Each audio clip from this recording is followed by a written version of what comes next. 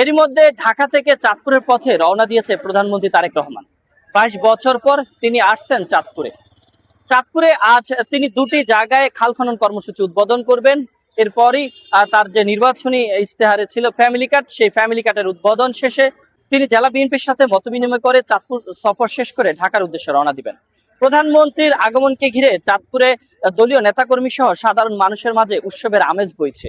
প্রধানমন্ত্রীর কাছে চাঁদপুরের মানুষের নানা ধরনের দাবি এবং প্রত্যাশা এরই মধ্যে সোশ্যাল মিডিয়াতে ছড়িয়ে পড়েছে।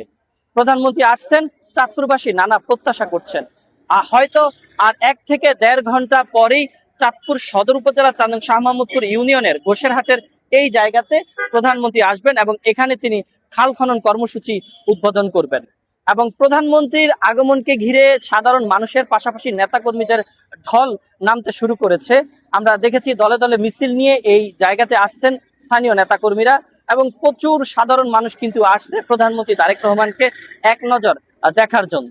আমরা খুবই আনন্দিত, আমাদের 4 নং শাহ মাহমুদপুর ইউনিয়নে আমাদের দেশনায়ক তারেক রহমান আসতেছে এবং আমরা সামনে যে ঈদের চেয়ে বেশি আমরা আনন্দিত।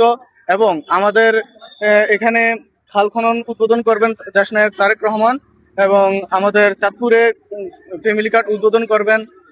এগুলো আমাদের খুবই আনন্দিত, আমরা রাত্র ঘুমাইতে পারি না এইসব আনন্দের কারণে।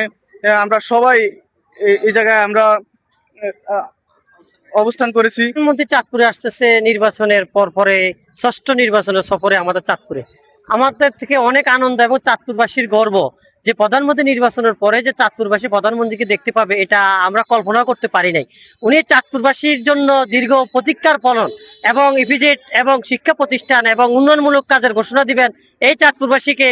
এবং উনি প্রধানমন্ত্রী হয়ে যে গর্বিত চাঁদপুর জেলার 5টি আসনে প্রধানমন্ত্রীকে আমরা উপহার দিয়েছি।